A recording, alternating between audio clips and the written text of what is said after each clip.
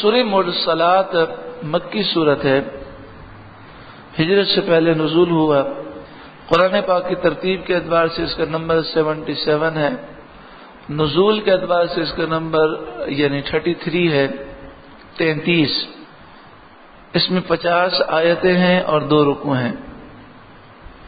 بسم اللہ الرحمن الرحیم، اللہ کے نام سے شروع جو بہت ہی زیادہ مہربان نہایت رحم کرنے والا۔ والمرسلات، ان ہواؤں کی قسم جو بھیجی جاتی ہیں، عرفاً مسلسل، کتنی بڑی دنیا ہے، کتنی ترقیاں ہیں، مگر کئی ایسے نظام ہیں جس میں دنیا کی ترقیاں اور دنیا کے ترقی یافتہ بے بس ہے۔ ان میں سورج کا نکلنا ہے، چاند کا نظر آنا ہے، رات کا آنا ہے، دن کا آنا ہے، بارش، بادل، ہوائیں، یہ وہ رب کی قدرت کے مظہر ہے کہ اس میں بڑی بڑی طاقتیں بھی یہ کہنے پر مجبور ہیں کہ ہم مجبور ہیں۔ کوئی ہوا پر کنٹرول نہیں حاصل کرتا، مگر جو اللہ کے نیک بندے ہیں انہیں اللہ تعالی ہوا پر بھی کنٹرول عطا فرماتا۔ آندھیاں چلیں تو ان کی دعاؤں کی برکت سے آندھیاں جو ہیں وہ ختم ہو جاتی ہیں۔ حضرت سلیمان علیہ السلام کے حکم پر ہوا چلتی تھی، لیکن دنیاوی اعتبار سے عام طور پر دنیاوی ترقیوں کے اعتبار سے دیکھا جائے تو انسان کو ہوا پر کنٹرول نہیں حاصل۔ والمرسلات عرفاً، ان ہواؤں کی قسم جو لگاتار بھیجی جاتی ہیں۔ فالعاصفات عصفاً، پھر زور سے جھونکا دینے والیاں۔ والناشرات نشراً، پھر ابھار کر اٹھانے والیاں بادلوں کو۔ فالفارقات فرقاً، پھر حق ناحق کو خوب جدا کرنے والی جماعتیں یعنی فرشتوں کے گروہ۔ فالملقیات ذکراً، پھر ان فرشتوں کی قسم کہ جو دل میں اللہ کی یاد ڈالتے ہیں۔ عذراً او نذراً، حجت پوری کرنے کے لیے یا ڈرانے کے لیے۔ جس کے نصیب میں ایمان ہوتا ہے وہ ڈر جاتا ہے، اور جو بد نصیب ہے جس کا دل سخت ہے اس کے دل میں بھی فرشتے اللہ کی یاد ڈالتے ہیں، پھر وہ نہیں کرتا اللہ کی یاد، تو یہ ڈالنا ان کے لیے حجت ہے کہ کل بروز قیامت وہ عذر پیش نہ کر سکیں کہ کسی نے ہمیں سمجھایا نہیں۔ بعض مفسرین نے فرمایا کہ ان جماعتوں سے مراد، ان گروہ سے مراد اللہ والوں کے گروہ ہیں کہ جو لوگوں کو اللہ کی یاد دلاتے ہیں۔ ایسے لوگ کہ جن کے دل سخت ہیں، مردار ہیں، مردہ ہیں، انہیں بھی وہ اللہ کی یاد دلاتے ہیں تاکہ کل بروز قیامت وہ عذر نہ پیش کر سکیں کہ ہمیں کسی نے سمجھایا نہیں۔ انما توعدون لواقع، جس عذاب کا، جس قیامت کا تم سے وعدہ کیا جاتا ہے وہ ضرور واقع ہوگی۔ فَإِذَا النُّجُومُ طُمِسَتْ، پھر جب تارے مٹا دیے جائیں گے۔ وَإِذَا السَّمَاءُ فُرِجَتْ، پھر جب آسمان میں رکھنے پڑیں گے، آسمان ٹوٹ جائے گا۔ وَإِذَا الْجِبَالُ نُصِفَتْ، اور جب پہاڑ غبار کر کے اڑا دیے جائیں گے۔ وَإِذَا الرُّسُلُ أُقِّتَتْ، اور جب رسولوں کا وقت آئے۔ لِأَيِّ يَوْمٍ أُجِّلَتْ، کس دن کے لیے ٹھہرائے گئے تھے۔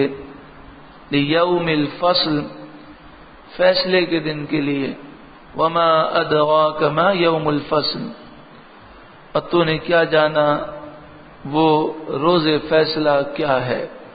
وَيْلٌ يَوْمَئِذٍ لِّلْمُكَذِّبِينَ، اس دن جھٹلانے والوں کے لیے بربادی ہے۔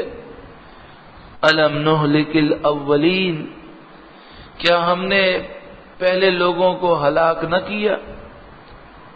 ثُمَّ نُتْبِعُهُمُ الْآخِرِينَ، پھر بعد میں آنے والوں کو پہلے والوں کے پاس ہم پہنچا دیں گے، یعنی پہلے ہلاک ہوئے، پھر بعد میں جو لوگ آئے وہ بھی ہلاک ہوئے۔ موت تو ہر ایک کو آنی ہے، ہر انسان کو دنیا سے جانا ہے۔ کذالک نفعل بالمجرمین، ہم مجرموں کے ساتھ ایسا ہی کرتے ہیں کہ انہیں عذاب میں گرفتار کیا جاتا ہے، دنیا بھی برباد ہوتی ہے اور آخرت میں بھی عذاب ہے۔ وَيْلٌ يَوْمَئِذٍ لِّلْمُكَذِّبِينَ، اس دن جھٹلانے والوں کے لیے خرابی ہے۔ یہی بات ہے کہ جو ہمارے استاد محترم حضرت علامہ مولانا خادم حسین رضوی دامت برکاتہ العالیہ اکثر زور دیتے ہیں، بات یہ ہے، آپ فرماتے ہیں انسان کتنا بھی گناہ گار ہو، گناہ کو گناہ ضرور سمجھے، گناہ کو گناہ ضرور سمجھے، جھٹلائے نہیں کہ نہیں جناب یہ گناہ نہیں ہے، یا نصیحت کو جھٹلائے نہیں، اپنی غلطی کو تسلیم کرے۔ آپ فرماتے ہیں کہ گناہ گار کی بخشش ہے، باغی کی بخشش نہیں ہے، اور پھر کہتے ہیں آج کے مسلمان گناہ گار نہیں ہیں، باغی ہو چکے ہیں۔ وہ جو گناہ کرتے ہیں اس گناہ کو گناہ ماننے کے لیے تیار نہیں، اسے جھٹلاتے ہیں۔ بعض اوقات تو گناہ کو جھٹلانے سے انسان گناہ کو گناہ نہ مانے تو وہ کافر ہو جاتا ہے، جب وہ گناہ کرنا حرام قطعی ہو اور وہ قطعیت سے ثابت ہو، جیسے شراب پینا، زنا کرنا، چوری کرنا، یہ ایسے گناہ ہیں کہ جس کے گناہ ہونے میں کسی کو کوئی شک نہیں ہو سکتا، تو اسے گناہ نہ سمجھے تو کافر ہے۔ یہاں تک کہ فرمایا کہ چوری کرتے ہوئے بسم اللہ الرحمن الرحیم پڑھنا کفر ہے، اس لیے کہ ایک تو یہ بسم اللہ کی توہین ہے، دوسرا یہ مسئلہ ہے کہ جو چوری کرتے ہوئے بسم اللہ پڑھے گا یہ وہی پڑھے گا جو چوری کو حلال سمجھتا ہوگا، اور چوری کرنا حرام قطعی ہے، اس کو حلال سمجھنا کفر ہے۔ تو جب بھی انسان کسی گناہ سے نہ بچ سکے تو کم از کم گناہ کو گناہ ضرور تسلیم کرے، کوئی تعویل نہ کرے۔ بلکہ ہم نے تو بزرگوں کو دیکھا کہ ان کے سامنے کبھی کوئی مسئلہ پیش کیا جاتا اور وہ کسی مصلحت کی وجہ سے کوئی کام کر رہے ہوتے، اگر کسی اور کے لیے پوچھا جاتا تو وہ اس کی تعویل بتاتے کہ اصل مسئلہ یوں ہے، لیکن ان پر بات آتی کہ بھئی جناب آپ کیوں کرتے ہیں، تو چونکہ ان کے نفس کا مسئلہ ہوتا تو بسا اوقات یہ کہتے دعا کریں اللہ ہمارے اصلاح فرمائے، ہم گناہگار ہیں، سیاہ کار ہیں، اپنے مسئلے پر وہ تعویل نہ کرتے۔ یہاں تک ہم نے بزرگوں کو دیکھا اور ہم نے خود ان کی زبانی الفاظ سنے ہیں کہ وہ مووی بنواتے تھے، اور مووی کس لیے؟ دین کی ترویج و اشاعت کے لیے، کوئی شوقیہ نہیں۔ تو ان کے سامنے اگر کوئی یہ بات پیش کرتا کہ حضرت رسول اللہ صلی اللہ علیہ وآلہ وسلم نے تصویر بنانے سے منع فرمایا اور آپ تصویر کیوں بناتے ہیں، تو وہ یہ کہہ سکتے تھے نا کہ ہاں بالکل منع ہے، لیکن اس وقت دینی ضرورت ہے، ہم ضرورت کے تحت بنوا رہے ہیں، تو وہ ایسا کوئی جواب نہ دیتے، وہ کہتے بالکل رسول اللہ نے اسے حرام قرار دیا، یہ حرام ہے، ہم گناہگار ہیں، ہمارے لیے دعا کریں کہ اللہ ہمیں ہدایت نصیب فرمائے۔ حالانکہ وہ اس میں تعویل پیش کر سکتے، وہ نہیں کرتے۔ حضرت عمر رضی اللہ تعالیٰ عنہ، آپ نے عورتوں پر پابندی لگا دی، کوئی عورت مسجد میں نماز کے لیے نہیں جائے گی، تو آپ کی زوجہ نے آپ کے سامنے حدیث پیش کی، یہ کوئی اور صحابی تھے، وہ یہ کہتے تھے کہ عورت نماز کے لیے نہیں جائے گی، تو انہوں نے ایک حدیث پیش کر دی کہ رسول اللہ صلی اللہ علیہ وآلہ وسلم نے فرمایا کہ اللہ کی بندیوں کو مسجد میں جانے سے مت روکو، تو اس حدیث کی تعویل موجود ہے کہ نبی اکرم صلی اللہ علیہ وآلہ وسلم نے کیوں فرمایا تھا، اور حضرت عمر نے اپنے دور میں منع کن وجوہات سے کیا، لیکن چونکہ رسول اللہ کا فرمان تھا اور اس فرمان کے ذریعے اعتراض حضرت عمر پہ کیا جا رہا تھا، تو حضرت عمر رضی اللہ تعالیٰ عنہ نے اس موقع پر سر کو جھکا لیا اور کوئی جواب نہیں دیا، آپ خاموش ہو گئے۔ تو وہ بزرگان دین کہ جن کے معمولات میں جو معمولات تھے وہ گناہ بھی نہیں تھے، پھر بھی جب ان پر آتی تھی تو وہ اپنے نفس کے لیے کوئی جواب نہیں دیتے تھے، اور آج تو لوگ صریح اور واضح گناہ کرتے ہیں جس میں کوئی گناہ ہونے میں کوئی شک نہیں ہے۔ مارکیٹ میں جھوٹ بولنا، فراڈ کرنا، دھوکہ دینا، یہ سارے معاملات ہیں، لیکن جب انہیں سمجھایا جائے تو وہ یہ نہیں کہتے کہ ہماری غلطی ہے، یہ غلط ہے، ہم گناہ گار ہیں۔ وہ سامنے سے کہتے ہیں ارے چھوڑو، سبھی کر رہے، کیا سبھی جہنمی ہیں؟ اتنی کوئی سختی تھوڑی ہوتی ہے، مجبوری ہے۔ یہ تعویلات ہمیں نہیں کرنی، ہمیں فوراً سر کو جھکا دینا اور کہنا یہ غلط ہے۔ اللہ تعالی ہمیں اس گناہ سے توبہ کی توفیق عطا فرمائے۔ ارشاد فرمایا کذالک نفعل بالمجرمین، ہم مجرموں کے ساتھ ایسا ہی کرتے ہیں۔ ویل یومئذ للمکذبین، اس دن جھٹلانے والوں کی خرابی ہے۔ ہمارے استاد محترم، آپ کہیں جاتے ہیں اور کوئی آپ کی تقریر کی مووی بنا لے تو آپ دین کی ترویج و اشاعت کے لیے اسے بنانے دیتے ہیں، لیکن جب بھی آپ سے یہ پوچھا گیا اور ہم نے خود پوچھا کہ حضرت مووی کے بارے میں آپ کا کیا خیال ہے، تو کہتے ہیں میں اپنے عمل کی وجہ سے رسول اللہ کے فرمان میں کوئی تعویل نہیں کروں گا۔ حضور نے فرمایا تصویر بنانا حرام ہے تو غلط ہے، ہم بناتے ہیں تو ہم غلط کرتے ہیں۔ میں اپنے عمل کے لیے حدیث میں تعویل کروں کہ جی تصویر سے مراد یہ کہ وہ کاغذ پہ بنی ہوئی ہو، جو کیمرے کے اندر تصویر ہوتی ہے وہ جائز ہے، اس طرح کی تعویل میں نہیں کروں گا، کیونکہ رسول اللہ نے مطلقاً تصویر کو حرام قرار دیا۔ اب تصویر چاہے موبائل میں ہو، چاہے کیمرے میں ہو، چاہے کہیں بھی ہو، جس چیز پر تصویر کا اطلاق ہوگا، کیونکہ حضور نے یہ نہیں فرمایا کہ تصویر اگر کاغذ پہ بنی ہوئی ہو تو حرام ہے، اس کے علاوہ جائز ہے۔ اور تصویر کی تعریف کیا ہے؟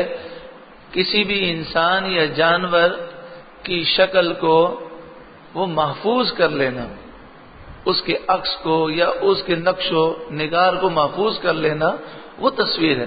اب محفوظ انسان کاغذ پہ کرے، چاہے قلم سے کرے، چاہے کسی اور ذریعے سے کرے، تو وہ کہتے ہیں کہ میں اس میں کوئی تعویل نہیں کروں گا۔ حالانکہ اس میں وہ یہ پیش کر سکتے ہیں کہ ہاں حرام تو ہے، لیکن میں تو دین کی تبلیغ و اشاعت کے لیے بنوا رہا ہوں، کہتے ہیں میرے اوپر آئی ہے بات تو میں اس میں کوئی تعویل نہیں کروں گا۔ اللہ تبارک و تعالی ہمیں رب کے فرمان کے سامنے، حبیب کے فرمان کے سامنے سروں کو جھکانے کی توفیق عطا فرمائے۔ الم نخلقکم من ماء مہین، کیا ہم نے تمہیں ایک معمولی پانی سے پیدا نہ کیا؟ فجعلناہ فی قرار مکین، پھر اسے ایک محفوظ جگہ میں کیا نہ رکھا؟ وہ انسان جو غرور و تکبر کرتا ہے اپنی حیثیت تو دیکھے۔ الی قدر معلوم، ایک معلوم وقت تک، جب تک اللہ نے چاہا ماں کے پیٹ میں بچہ رہا۔ کوئی انسان کی پیدائش میں انسان کا اپنے اوپر کوئی بس نہیں ہے۔ فقدرنا، پھر ہم نے ایک اندازہ فرمایا، ایک وقت، ایک نظام مقرر کیا۔ فنعم القادرون، اور ہم کیا ہی اچھے قادر ہیں۔ ویل یومئذ للمکذبین، تو جھٹلانے والوں کے لیے اس دن بربادی ہے۔ الم نجعل الارض کفاتا، کیا ہم نے زمین کو جمع کرنے والی نہ کیا؟ احیاء و امواتا، تمہارے زندوں کو بھی جمع کرنے والی ہے اور مردوں کو بھی۔ زندہ اوپر چلتے ہیں اور جو انتقال کر جاتے ہیں انہیں قبروں میں رکھا جاتا ہے۔ وجعلنا فیہا رواسیا شامخات، لیکن یہ ذرا اس بات کو سمجھ لیجئے گا کہ جو شہداء ہیں انہیں قرآن نے زندہ قرار دیا اور کافروں کو مردہ قرار دیا، تو زندگی کا جو تصور قرآن کا ہے وہ دوسرا ہے اور جو ہمارا تصور ہے وہ دوسرا ہے۔ کبھی کبھی کوئی زمین پر چل رہا ہوتا ہے وہ مردہ ہے، سارے کافر مردہ ہیں، وہ زندگی سے محروم ہیں۔ اور وہ شہید جو دنیا سے چلا گیا اس کے متعلق فرمایا وہ زندہ ہے، اسے مردہ نہ کہنا نہ مردہ سمجھنا، اسے زندہ سمجھنا۔ تو زندہ ہو یا مردہ ہو دونوں اس زمین پر موجود ہیں۔ وجعلنا فیہا رواسیا شامخات، ہم نے اس میں اونچے اونچے لنگر ڈالے. وَأَسْقَيْنَاكُمْ مَاءً فُرَاتًا، اور ہم نے تمہیں خوب میٹھا پانی پلایا. وَيْلٌ يَوْمَئِذٍ لِّلْمُكَذِّبِينَ، اس دن جھٹلانے والوں کے لیے بربادی ہے. انطلقوا إِلَى مَا كُنتُم بِهِ تُكَذِّبُونَ، چلو اس کی طرف جسے تم جھٹلاتے تھے. مجرموں کو کہا جائے گا کل بروز قیامت اس جہنم کی طرف چلو جسے تم مانتے نہیں تھے. انطلقوا إِلَى ظِلٍّ ذِي ثَلَاثِ شُعَبٍ، اس دھوئیں کے سائے کی طرف چلو جس کی 3 شاخیں ہیں، وہ تمہیں 3 طرف سے گھیرنے والا ہے. لا ظلیل، نہ وہ دھواں سایہ دیتا ہے. ولا یغنی من اللہب، اور نہ ہی وہ لپٹ سے بچاتا ہے. انہا ترمی بشرر کالقصر، بے شک جہنم چنگاریاں اڑاتی ہے جیسے اونچے اونچے محل. کأنہ جمالۃ صفر، گویا وہ زرد رنگ کے اونٹ ہیں، گویا کہ وہ زرد رنگ کے اونٹ ہیں. ویل یومئذ للمکذبین، اس دن جھٹلانے والوں کے لیے خرابی ہے. ھذا یوم لا ینطقون، یہ وہ قیامت کا دن ہے کہ وہ بول نہ سکیں گے.